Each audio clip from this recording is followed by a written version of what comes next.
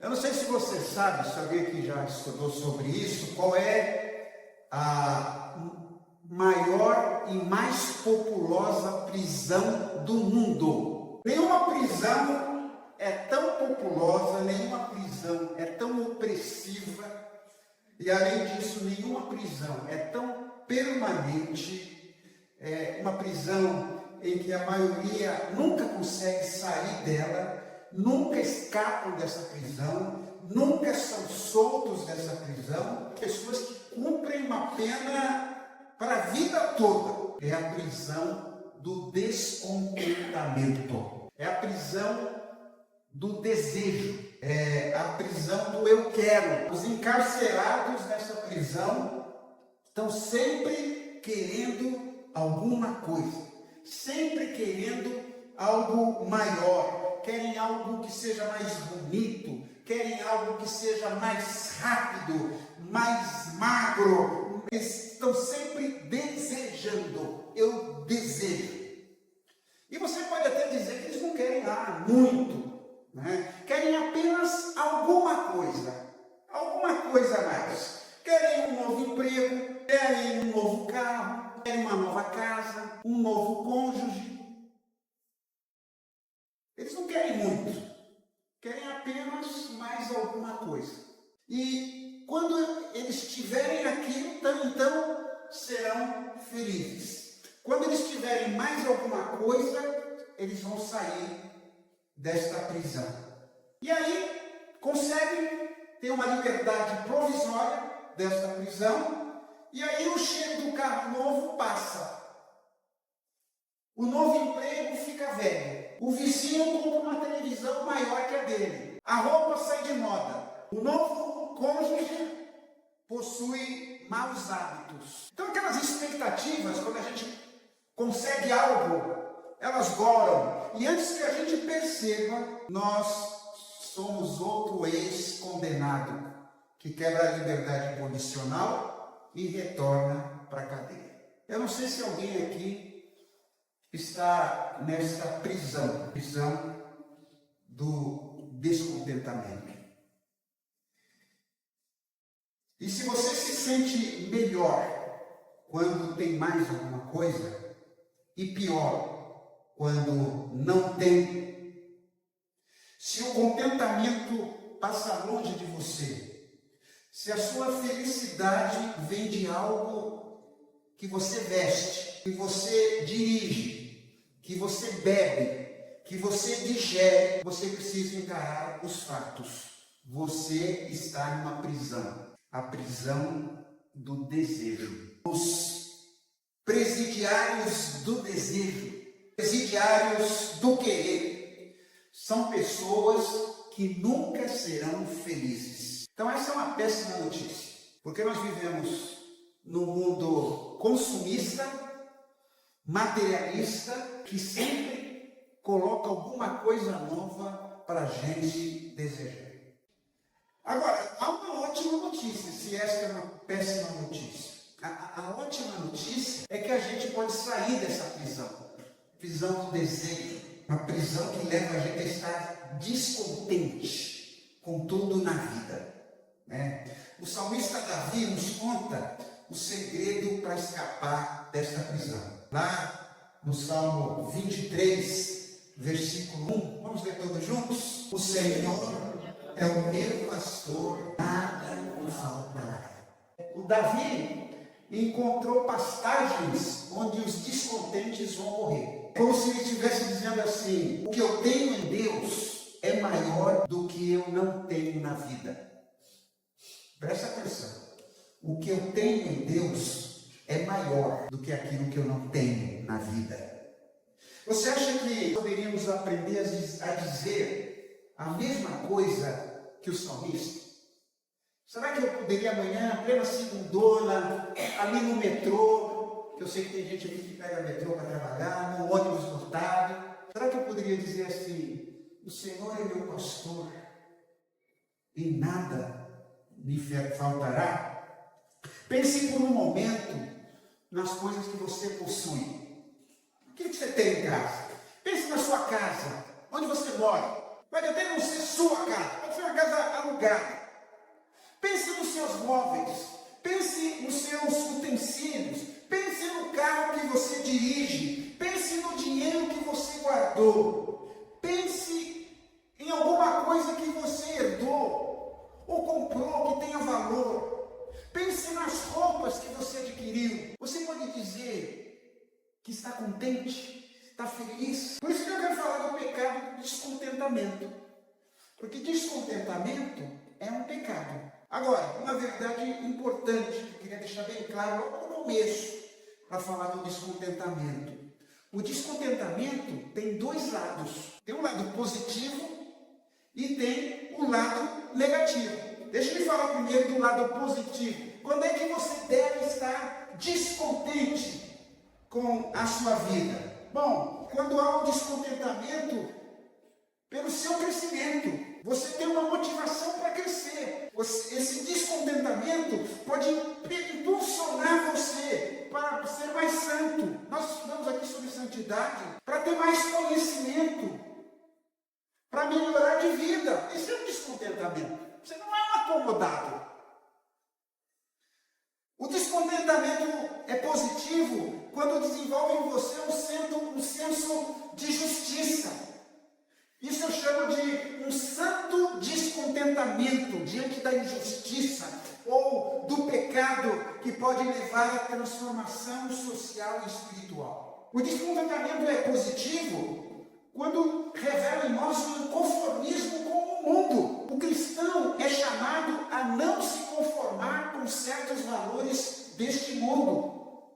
E este descontentamento santo promove mudança. Não, eu não acredito que alguém valha pelo que tem. Não, isso não está certo. E coisas desse tipo. O descontentamento é justo, é positivo, quando é um descontentamento de fome de Deus. Eu gosto muito daquele salmista que diz assim, a minha alma tem sede de ti. Sabe ter sede? Sede é uma coisa difícil, né? Eu tenho mais fome de Deus.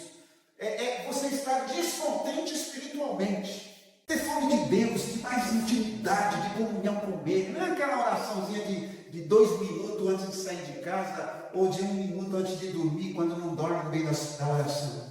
Não é isso, fome de Deus. E nós falamos aqui muito sobre isso, sobre orar sem cessar, de que é estar você sempre com o seu Wi-Fi ligado. Sempre Deus não fica fora do ar na sua vida. Descontentamento é positivo quando quebra a estagnação. O descontentamento pode nos tirar da zona de conforto e abrir caminhos para novas oportunidades. Eu tenho que estar insatisfeito com a igreja. Esse descontentamento tira a gente de estarmos parados. Então isso é importante, tá, gente? Eu não estou aqui apregoando comodismo. Isso é um descontentamento positivo.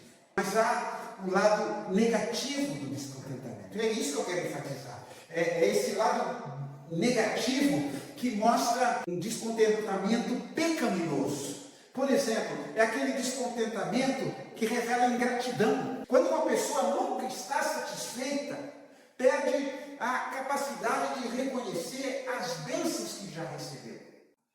O descontentamento é negativo quando leva a uma comparação destrutiva. Aquele descontentamento que gera inveja do outro, ciúme, frustração, porque sempre olha para o que os outros têm, sempre se comparando com um dos outros. Essa comparação. Olha, você é 10 em alguma coisa.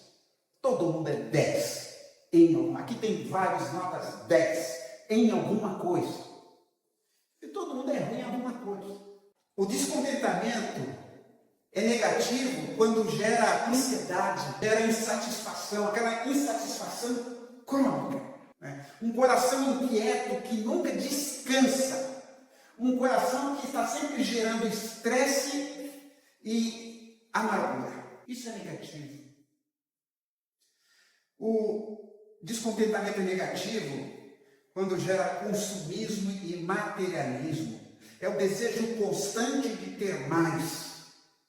acreditando que a felicidade está nos bens. Eu sou feliz à medida que tenho. Isso é uma balela, gente. Seus bens não são seus. Então, basta perguntar para qualquer agente funerário. Vai em qualquer funerária e pergunte sobre isso. Ele vai dizer que ninguém leva nada consigo. Eu já fiz incontáveis funerais na minha vida. E eu nunca vi um enterro em que vai o corpo à frente e uns caminhões de mudança atrás. Eu nunca vi isso. Aliás, uma das maiores experiências existenciais da minha vida foi depois da morte do meu pai. Eu fui à casa da minha mãe, abrimos o guarda-roupa, a parte que era dele, e começamos a tirar as roupas e pensar no que fazer com aquelas roupas que eram do meu pai. Aquilo para mim foi uma experiência que até hoje pensar assim, um dia, vamos fazer isso com as minhas roupas. Ninguém leva nada consigo. Quando o Rockefeller, John Rockefeller, que foi um dos homens mais ricos do mundo, alguns aqui já ouviram falar dele, né? Era o Bill Gates naquela época, sei lá. Quando ele morreu, perguntaram para o contador dele, quanto que o Rockefeller deixou? E a resposta do contador foi, ele deixou tudo. Ele não levou nada consigo. Lembra daquele tempo? O pessoal colocava dente de ouro assim para... Era um... dente de ouro. E era muito comum o pessoal roubar dente de ouro, abrir os túmulos e arrancar o dente de ouro. O cara não leva nem o dente dele. Então a gente vai deixar tudo. Olha só o que diz Eclesiastes 5,15. Como entramos neste mundo, assim também saímos. Pelados com a mão no bolso. Como diz a música. Isto é, sem nada. Apesar de todo o nosso trabalho, não podemos levar nada desta vida. Os seus bens não são você. Olha só, quem você é, aquilo que é a sua essência, não tem nada a ver com a roupa que você veste, com o carro que você dirige. Jesus avisou o seguinte: a verdadeira vida de uma pessoa não depende das coisas que ela tem, mesmo que sejam muitas. A verdadeira vida não depende de nada do que você tem.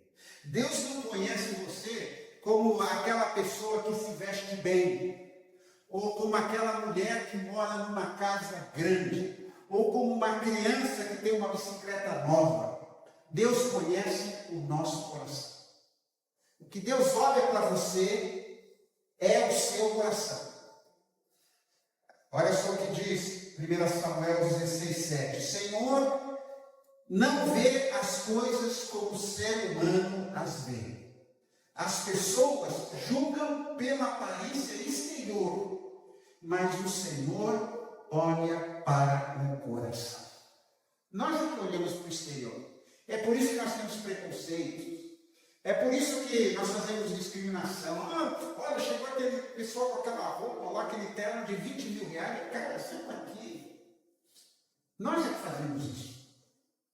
Quando Deus considera sobre nós, Ele quer ver a nossa compaixão, quer ver a nossa devoção, quer ver a nossa bondade, a nossa gentileza. Ele não pensa nas suas coisas. E quando a gente reflete sobre nós mesmos, nós deveríamos fazer o mesmo.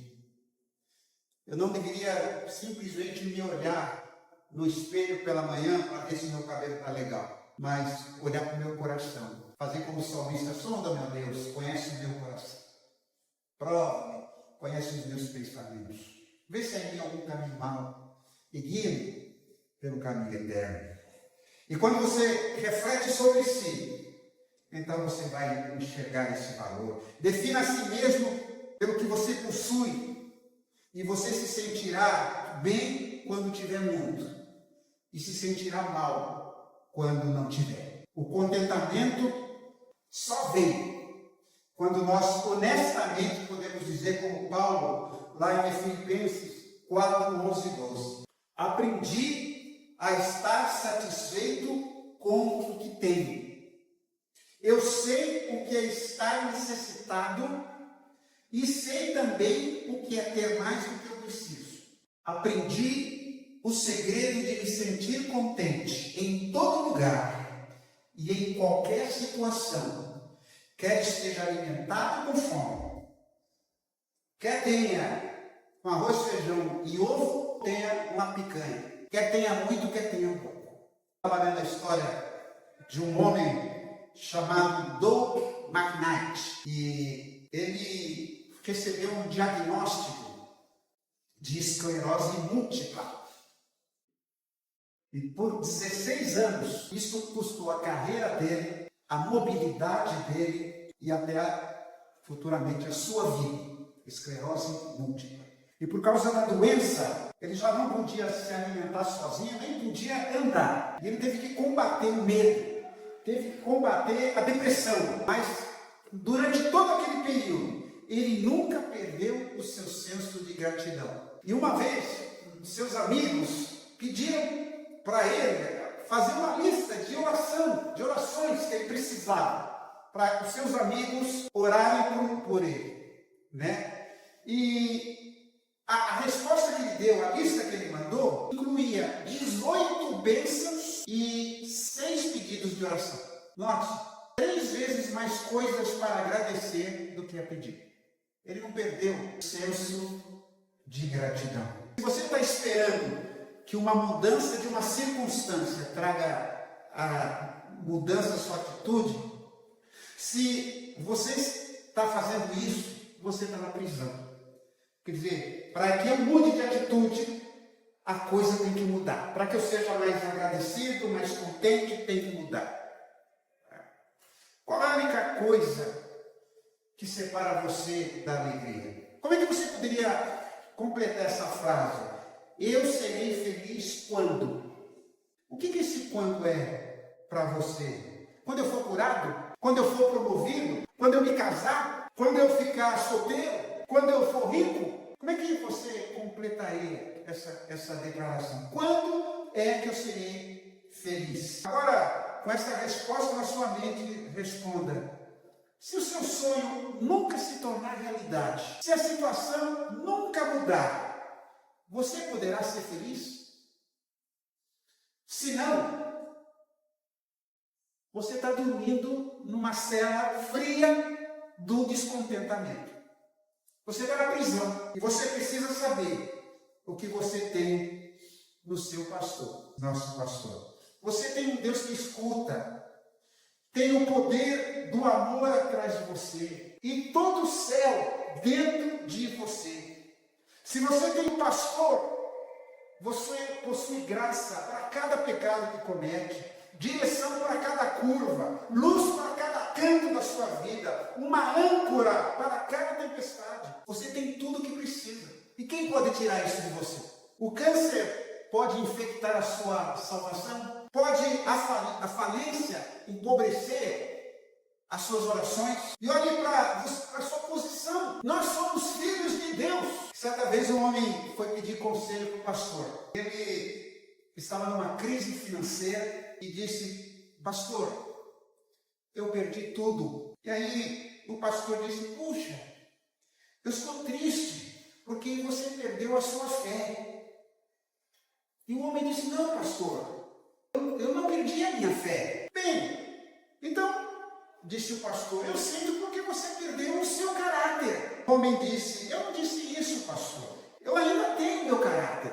E aí o pastor: bom, então, que pena que você perdeu a sua salvação. Não foi isso que eu disse, objetou o homem.